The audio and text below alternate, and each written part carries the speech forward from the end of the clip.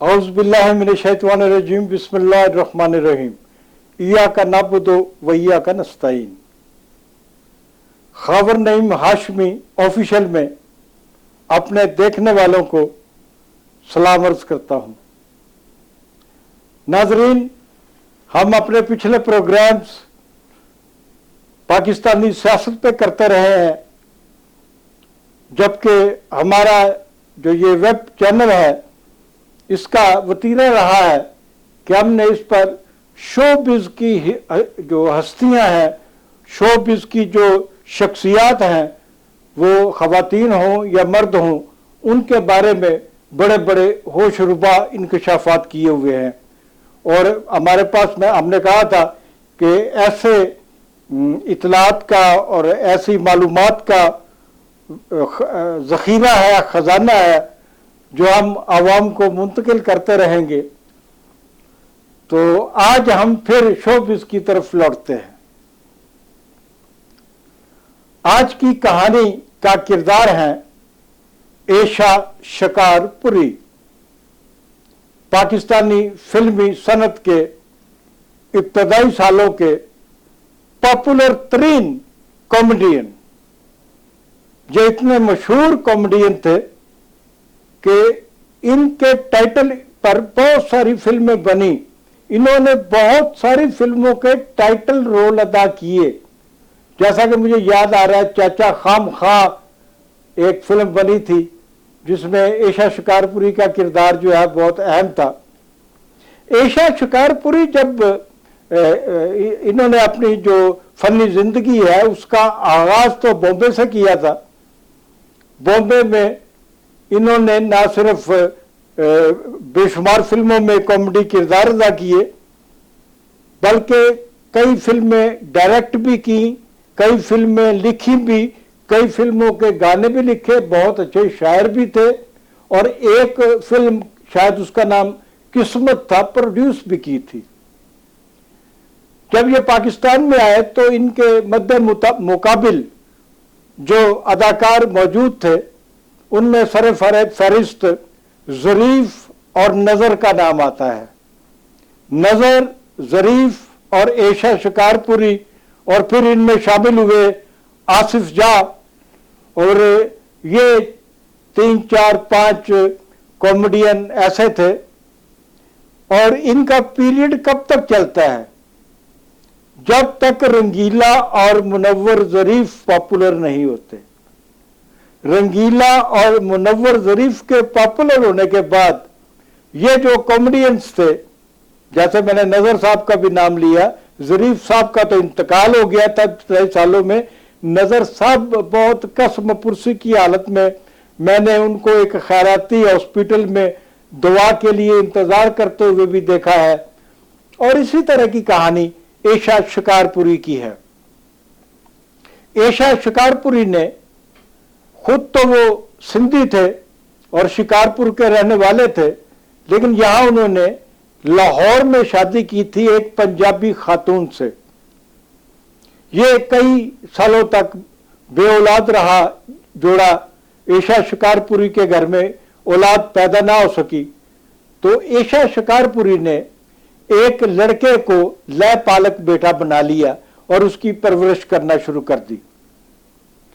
जब एशा शिकारपुरी ने अमानत नामी उस लड़के को लय पालक बेटा बनाया था, उन दिनों वो समनाबाद के एन ब्लॉक की एक कोठी में किराएदार की हैसियत से रहा करते थे। और मुझे भी उस कोठी में एशा शिकारपुरी से मुलाकातें करने का शर्फ हासिल रहा है। रंगीला और मुनव्वर ज़रीफ की जब जोड़ी उभरी सामने आई तो पुराने कॉमेडियन जो है वो बेरोजगार हो गए। एशा शिकारपुरी को भी फिल्में मिलना बंद हो गई। एशा शिकारपुरी ने अपने उस लय पालक बेटे को, जिसका नाम मैंने आपको अमानत बताया है, उसको गुड्डियों, पतंगों और डोरों की एक दुकान खोलकर दी। ये दुकान, ये मोजंग वाला जो गोल चक्कर है, जो जो पक्की टट्टी की तरफ जाता है, सीधा जाए तो पक्की टट्टी की तरफ जाता है, और आप उसके लेफ्ट हो तो शबाब चौक आ जाता है, और उसके राइट पर हो तो वो रास्ता मुजंग चला जाता है। तो उस गोलचक्कर के करीब एक बड़ी सी दुकान थी, वो अमानत को दी, उस पर कुछ चंद हजार रुपए की गुड़िया पतंगे वगैरह खरीद कर रखी गई। तो अब एशा शिकारपुरी का ये वतीरा था कि वो सुबह के वक्त जब दुकान खोलता वो अमानत नामी बेटा उनका, तो कुछ देर के बाद वो वहां आ जाते। वहां एक बेंच रखा हुआ था एशा शिकारपुरी साहब के लिए, वहां वो बैठते थे। जब 2-4 ग्राहक आ जाते गुड़ियों पतंगों की खरीदारी के लिए, तो वो पैसे लेके एशा शिकारपुरी साहब मुजंग बाजार की तरफ निकल जाते और वहां से सब्जी वगैरह खरीदते और घर में उनके खाना बनता था। ये सूरत हाल बन गई। एशा शिकारपुरी समनाबाद वाली वो कोठी भी छोड़ चुके थे, और उसी मुजंग रोड जो मैंने आपको बताया है, वहां पर एक भुट्टो चौक आता है। भुट्टो चौक के अंदर एक गली जाती है। उस गली में एक कमरे का इंतहाई बोसीदा मकान, जिसका सिर्फ एक कमरा था और कमरे के साथ थोड़ी सी जगह छती हुई थी, और इसके अलावा उस घर में कुछ नहीं था। और वहां वो रहना शुरू हो गया। घर का सामान तक जो है, चीजें तक जो है, वो सब बिक चुका था। उस घर में ना कोई फर्नीचर था, ना कोई कुर्सियां थी, ना कोई और चीज थी, सब कुछ बिक चुका था। अपने दौर के अजीम तरीन कॉमेडियन एशा शिकारपुरी इस हालत को पहुंच चुके थे जो मैं आपके सामने बयान कर रहा हूं। एशा शिकारपुरी, जिन्होंने इंतहाई अरूज का जमाना देखा था, आपने हॉलीवुड की बहुत सारी ऐसी खवातीन के बारे में फिल्में भी बनी हैं, नावल भी लिखे गए हैं, जो अरूज से नीचे गिरती हैं, जवाल की तरफ आती हैं, तो फिर उनका क्या असर होता है। ये बड़ी बड़ी मशहूर फिल्में हैं जो हॉलीवुड ने बनाई है। पाकिस्तान में या हिंदुस्तान में अभी तक इस ऐसे मौजूआत पे फिल्में नहीं बनी। मेरे ख्याल में ऐसी फिल्में बननी चाहिए। ऐसी फिल्मों में लोगों को दिलचस्पी के लिए भी और मालूमात के लिए भी बहुत कुछ हम दे सकते हैं। तो आहिस्ता आहिस्ता एशा शिकारपुरी उस एक कमरे के घर में बीमार होने लगे। मैं आपको यह भी बताता चलूं कि ये जो गुड़ियां, पतंगे और डोरे हैं, इनका एक खास सीजन होता है जो 5-6 महीने चलता है, और 5-6 महीने गुड़ियां पतंगे बेचने वालों की दुकानें बंद हो जाती हैं।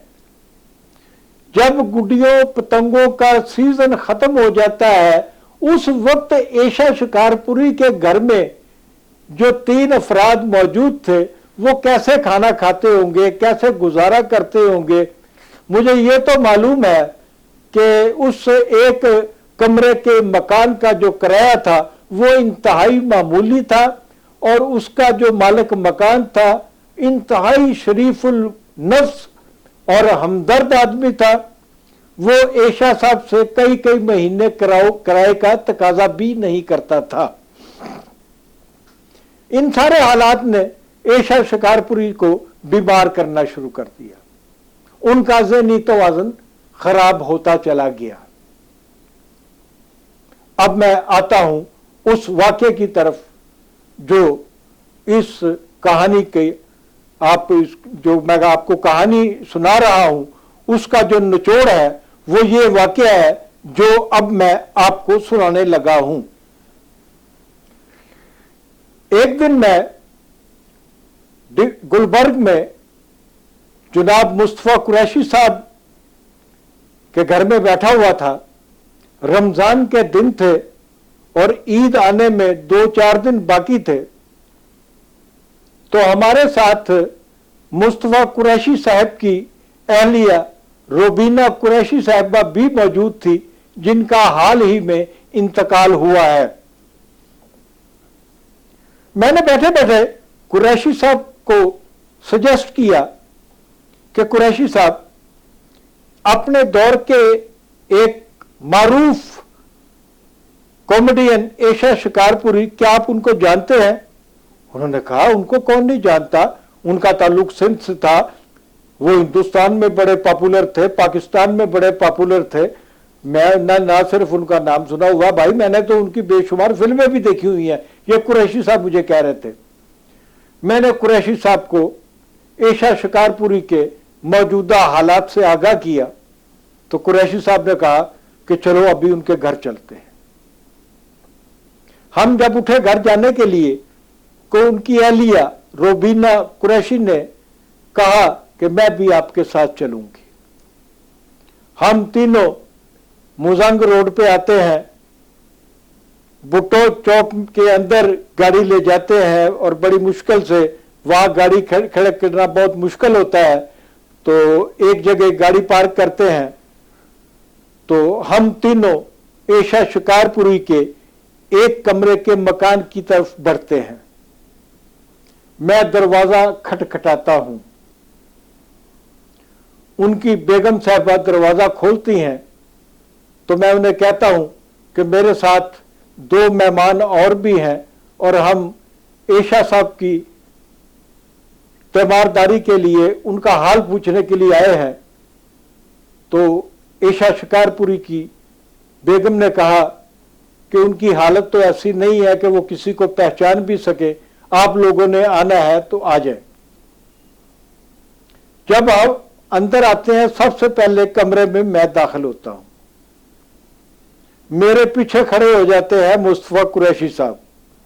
रोबीना कुरैशी साहब अभी गली में ही होती हैं, क्योंकि इतनी जगह नहीं है कि 3 आदमी उनके मकान के अंदर लाइन बना के खड़े हो सके, छोटी सी जगह थी।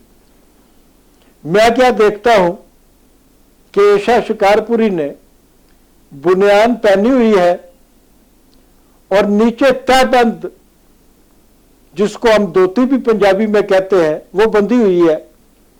एशा शिकारपुरी अपनी धोती को बार बार खोलते हैं, बार बार बंद करते हैं। कभी कमीज जो उन्होंने बुनियान पहनी हुई है उसको ऊपर उठाते हैं, फिर नीचे ले आते हैं।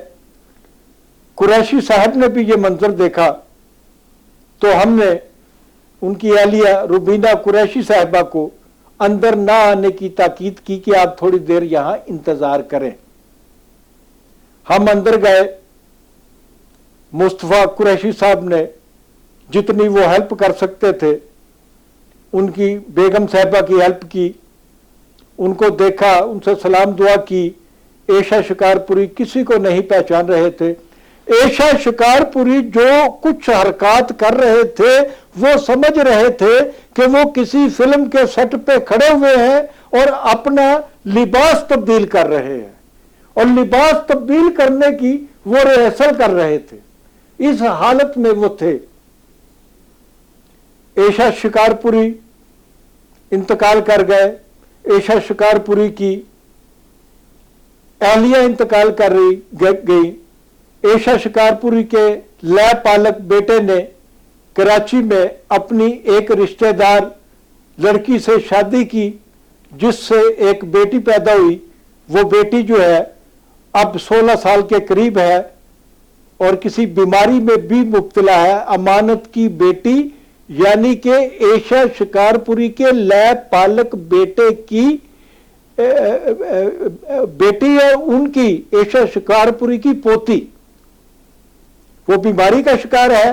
कराची में ये लोग लाहौर से कराची शिफ्ट हुए हैं। रिश्तेदारों से उम्मीद के चक्कर में, कोई खैर खैरात के चक्कर में कि कोई उनकी मदद किया करेगा, उनके घर के जो मकान है वो 13,000 रुपए किराया है और 13,000 रुपए वो किराया भी अदा नहीं कर सकते। उनके लिए 2 वक्त की रोटी का भी इंतजाम नहीं है। एशा शिकारपुरी का बेटा अमानत भी इंतकाल कर चुका है। अमानत की बीवी और बेटी कराची में रहते हैं। इसके अलावा मैं और क्या आपको बताऊं, मेरी तो आंखों में आंसू आ गए। खुदा हाफिज।